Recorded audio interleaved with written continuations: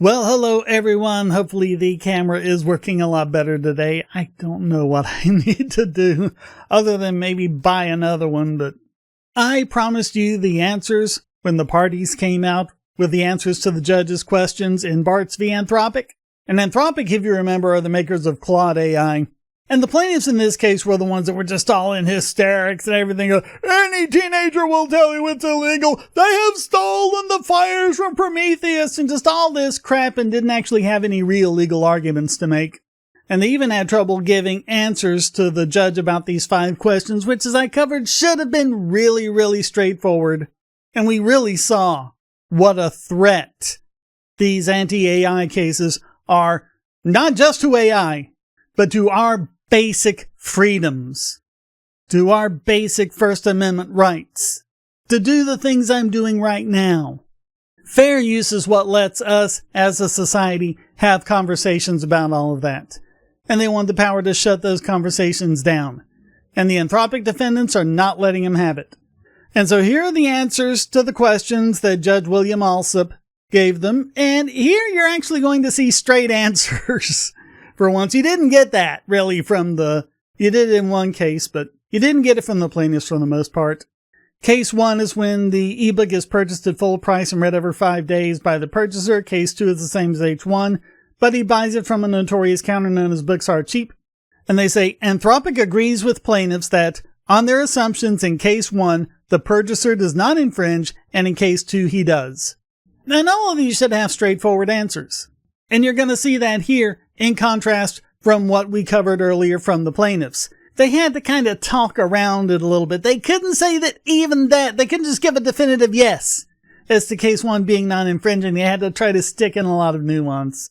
Case 3, same as Case 2, but his purpose throughout is to write a transformative parody of the work, and he does. And they say it straight out. This is fair use. Parody is a quintessential fair use. That is the answer, straight and direct. But if you remember, the plaintiff said, the initial acquisition from a counterfeiter is infringement. The purchaser's subsequent actions are irrelevant, meaning no fair use. He doesn't get to do the parody. Imagine having to get permission from the people you want to lampoon. That's ridiculous, but that's what the plaintiffs say. But as the defendants say over on the next page, and I am on page 8 of the PDF file here. Sorry, I should have mentioned earlier we're starting on page 7. No precedent counsels a different result here, so the parodist's unauthorized back-end copies are also fair use. If the use is otherwise fair, then no permission need be sought or granted. That is why the Supreme Court has rejected the idea that bad faith has any role in a fair use analysis, concluding that its previous skepticism about this was justifiable because copyright is not a privilege reserved for the well-behaved. We've covered that. We've seen it in this trial. We've seen it in Cadre v. Meta. And yet on the socials, that's completely what we're assaulted with. By all these lying authors who want to take away your rights. Because they want they don't even want the power. They want the publishers to have the power. I don't know if they even realize that. They probably think that they're getting the power. They're not. It's going to be the big publishers. But that's why this is so important. By contrast, Books Are Cheap commits copyright infringement by enabling and profiting from unauthorized distribution of ebooks for its purchaser's consumptive process. Yeah. Go after Books Are Cheap. Don't go after the parodist. Case 4, same as Case 3, but his purpose further includes to write the parody with co-writers, so he buys one ebook and copies it to the co-writers, and they jointly write the parody. Now remember, the plaintiffs not also said the Case 3 was infringing full stop, and the use was irrelevant. Here they also said the distribution to the co-writers for the purpose of their common enterprise could also be an infringing act not excused by fair use. But nope, the defendants give you the straight answer. This is also fair use. That's what Judge Alsup was doing. He knew he was writing questions that had these straightforward answers to it. And I think probably what he wanted was to see who was going to give him those straight answers and who was going to try to talk around it. Straight answers here from the defendants. Again, the means by which each parodist obtains a copy of a copyrighted work does not affect their fair use. What matters is the purpose for which that copy was made, and I love the fact that they're throwing Warhol back against them. Because we said that's how dumb of a ruling that was, and they really need to clarify that. And maybe they will when these cases eventually make it up to them. But yeah, like I said, the plaintiffs relying on Warhol is just a joke. Case 5. Someone buys a copy of the book at full price, then gives it to a writer who uses it to write a parody. The plaintiff said, I'm quoting, that would be an infringing act. No. Defendant said, this is likewise fair use. It is irrelevant that the parodist did not himself purchase a copy of the work. What matters is the purpose of the copy. And if you recall the variant in all of these, if it's purchased as a print book but then digitized, does that make a difference? The 40-plus year precedent is that you can. And they wanted to take it away from us. Plaintiffs had said that this was prima facie infringing. But the defendants say nothing in fair use doctrine suggests the format of the original work should have any effect on the outcome of the fair use analysis. So that's their answers. So going into the rest of this is a 23-pager, but we're already on page 9. So let's go through the rest of it and see what they say if my voice holds out. So here, the first factor, using copyrighted works to train an LLM is quintessentially transformative. As I keep pointing out, if this isn't transformative, what the hell is? And if they can stop this from being transformative, they can stop anything from being transformative. Supreme Court and Ninth Circuit precedents foreclose plaintiff's central argument that Anthropic's purpose in downloading copies of books should be evaluated in isolation rather than as an integral step in an overall transformative purpose. Like I said before, you go step by step. You get the work, then you do a thing, you do a thing, you do a thing, you do a thing, you do a thing, you do a thing, and you get the output. If any one of those steps along the way is transformative, nothing that happens before that matters. And everything after that is fair use. Once you hit that transformative step, that's it. And again, they're throwing Warhol back in their faces. Because like everyone pointed out back when the Supreme Court ruled it, they ruled it so badly that people like the plaintiffs here will be able to manipulate it. But here they're unmanipulating it and getting it back to where it was supposed to be by quoting it when it says, the same copying may be fair when used for one purpose but not another. It's about the use. Again, fair use. It's about the use. Virtually every digital fair use case involves the creation of initial or intermediate copies before the final transformative use. There are decades of cases that do not apply the analytical separation plaintiffs propose, which would have come out differently if they had. And these are all the ones we've covered before: Sega, Connectix, Ariba, Perfect 10, Google Books, HathiTrust. And over on page 10 they say, these seminal cases uniformly hold that what matters for fair use law is Anthropic's ultimate purpose in copying, not any artificially siloed individual step in isolation. Whether the copy a defendant made came from an authorized or unauthorized copy does not affect the fair use analysis. Plaintiff's imagined rule is incompatible with decades of precedent, including the cases that considered the legality of search engines, all of which make millions of copies of text and images from sources that are themselves infringing.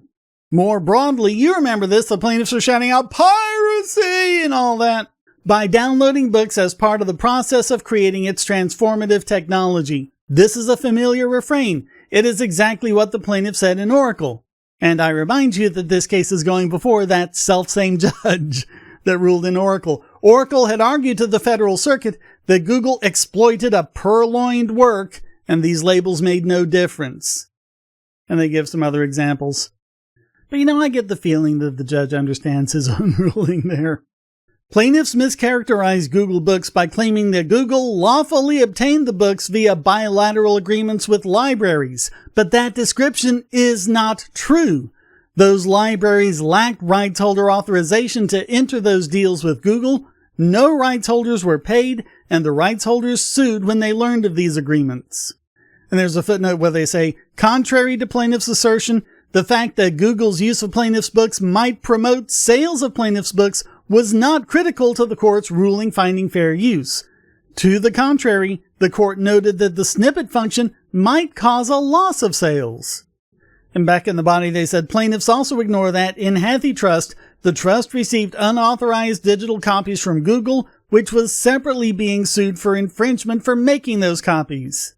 And the footnote says, plaintiffs are wrong that the iParadigms case supports their position because the defendant lawfully obtained its initial copy. In fact, the plaintiffs there expressly prohibited the defendant from archiving their works at the time the works were initially handed in, and the defendant did so anyway.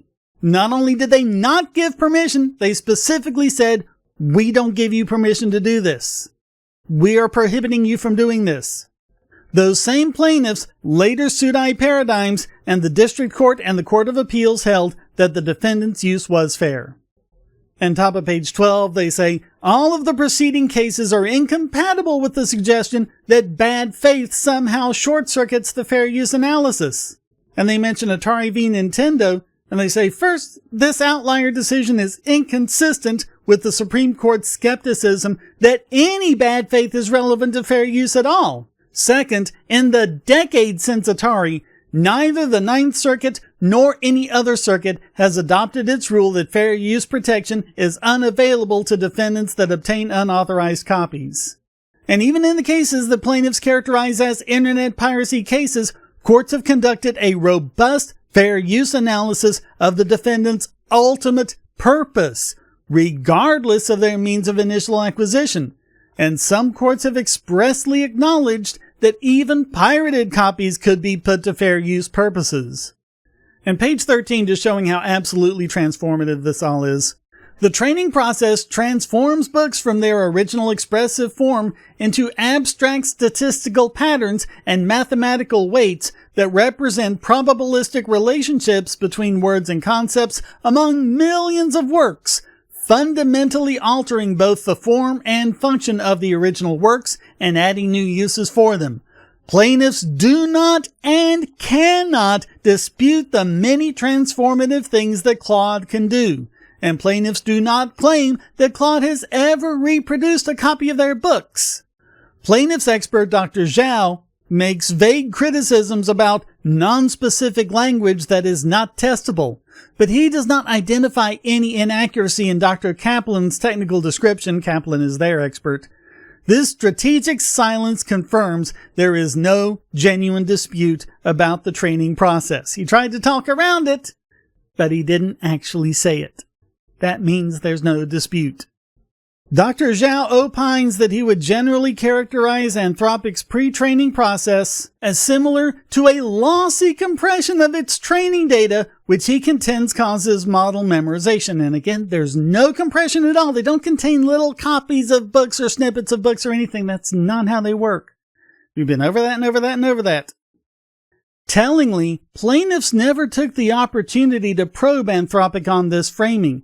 They asked Dr. Kaplan no questions about compression at his full-day deposition, even though it was taken after Dr. Kaplan's declaration was submitted. And Dr. Zhao did not identify any technical inaccuracy in Dr. Kaplan's declaration. And they say, nonetheless, even accepting Dr. Zhao's compression analogy for purposes of argument, it would not change the fair use analysis. And they make sure to point out in the footnote, for the record, Anthropic does not agree that compression is an accurate or complete characterization of LLM training. Among other reasons, it fails to account for loss calculation optimization that occurs during pre-training and for the process that follows pre-training, including fine-tuning via supervised learning and reinforcement learning through human feedback, which optimize model behaviors. So they say, if one assumed compression resulted in an exact copy of training data, though Dr. Zhao does not even make that argument, courts frequently find uses are transformative even when the defendant's ultimate use incorporates exact copies of the original work, so long as the use is transformative. Claude is not a substitute for a book and can do innumerable things that books cannot. That alone establishes that Anthropic's use is transformative. So you don't even need to get into the nuts and the bolts of it like we did. Just look at what it does. And starting off with a quick note here over on page 15, they mentioned Thomson Reuters because that's another one they keep throwing in our faces. They keep pointing out that Thomson Reuters was not transformative. And in a footnote, as explained in the motion, that case was not about generative AI. Yeah, the Ross AI was not generative AI. The only thing it had in common with Claude is the letters A and I. It's a completely different thing under the hood. Alright, second and third factors, both of them favor Anthropic. With respect to the second factor, plaintiffs argue that books are creative works deserving the highest protection under copyright law as compared to informational and functional works like computer code. They're trying to distinguish it from Oracle v. Google. But plaintiffs, who are authors of both fiction and non-fiction works, ignore that all books contain both expressive and functional elements, just like computer code. Plaintiffs attempt to distinguish their books from the code in Oracle, Sega, and Connectix, but similarly to those cases, Anthropic has used plaintiffs' works to extract factual and functional information necessary for its LLMs to understand human language. Moreover, plaintiffs ignore that Anthropic uses only published works. Accordingly, the second factor favors fair use.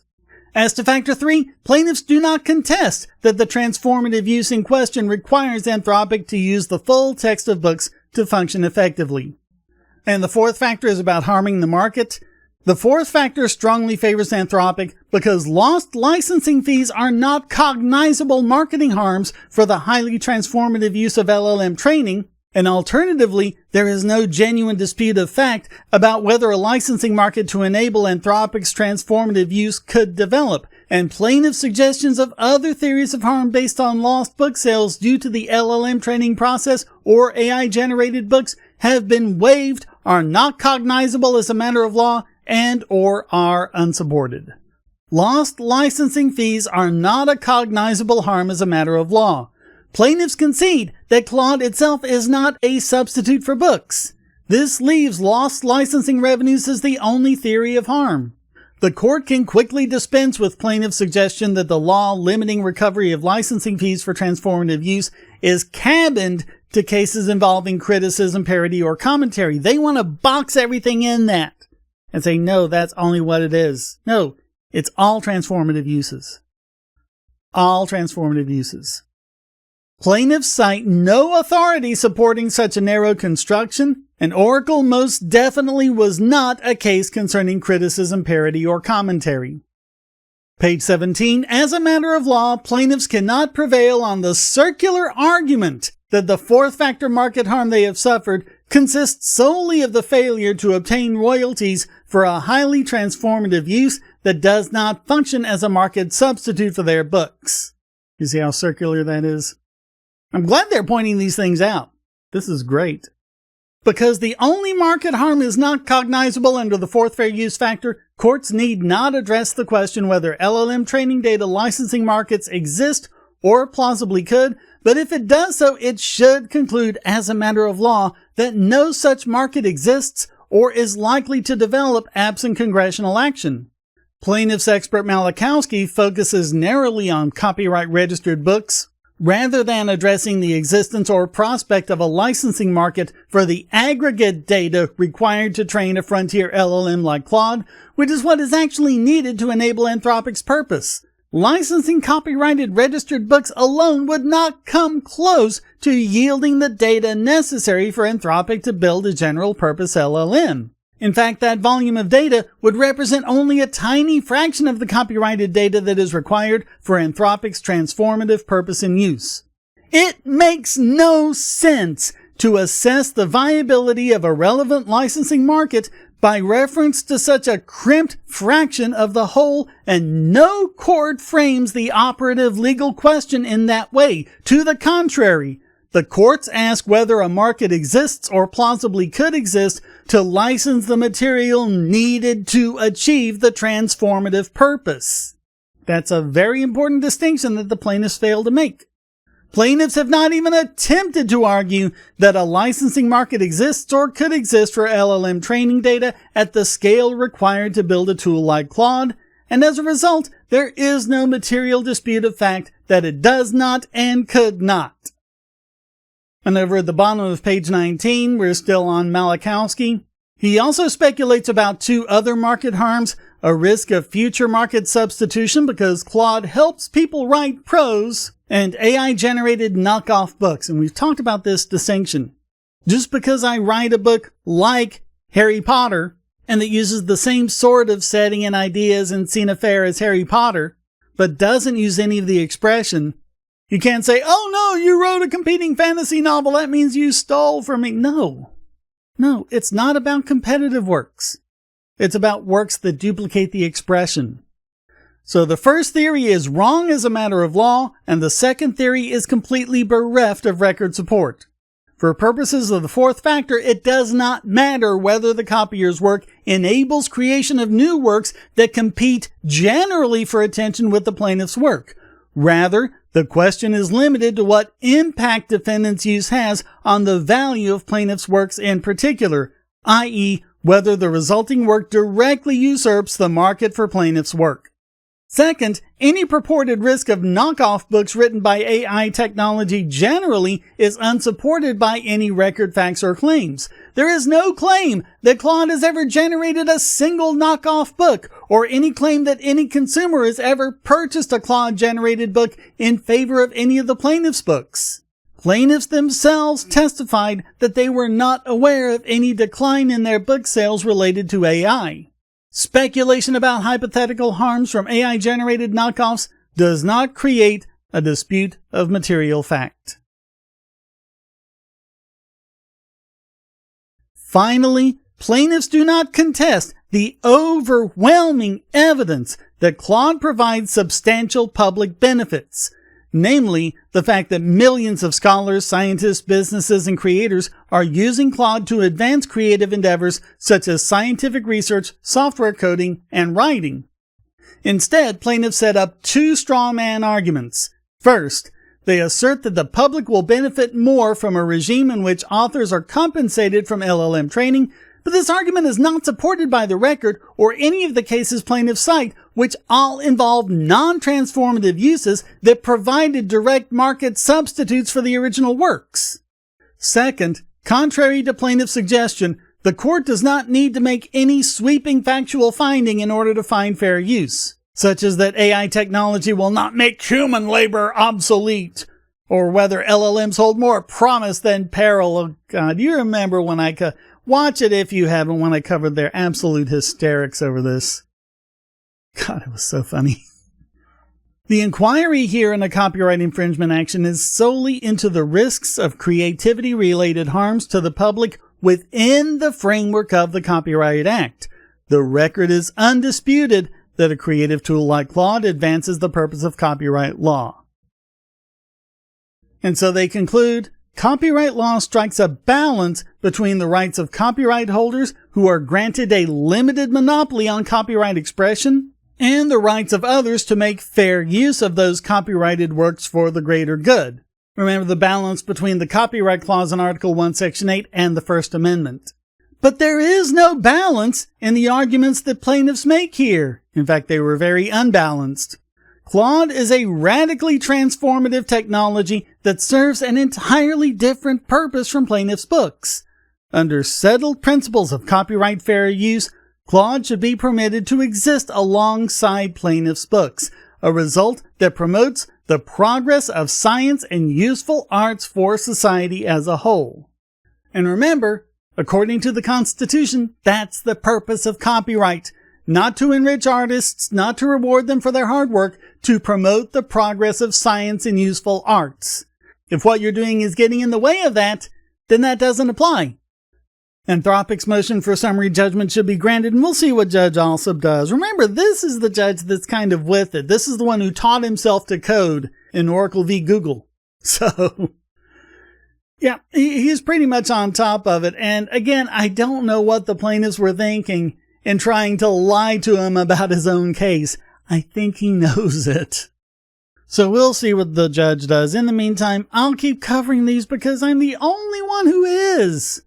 And I really wish more would, other than just the lies that I've covered. I just showed you what Reuters is doing, and they just pass along the things for everyone on social media to attack everyone else. You see what the judge said about this and that, and he said no such thing. And so that's what really drives me to do this, is because I think this information should exist. It should be out there somewhere on YouTube and shared on X and Facebook and everywhere else wherever you are. If you're on Bluesky, go share it over there. Because every share helps more than you know, because YouTube is shadow banning this. Not only am I the only one covering it, I'm not actually getting the recommendations that it should be getting. Because there's a lot of interest in these cases, and with me being the only one covering it, they should come directly to me, and they're not, so they're getting it from no one. They're not getting this information, so please share it. And of course, comments for the comment god, shares for the share throne. Also, like, subscribe, and the bell will get you keeping updates on this and also give it a bump in the algorithms. And if you like the fact that I'm the only one who's doing this and want to keep me doing it, donate.bogosity.tv. Give any amount, even pennies in crypto. Whatever you can to keep me going. Every little bit helps. Every share helps if you can't afford to do that. But if you can, please become a supporter at Patreon, Subscribestar, or Discord. Get these videos early and ad-free, various other perks. Thank you so very much for watching. Until next time, stay strong and be free.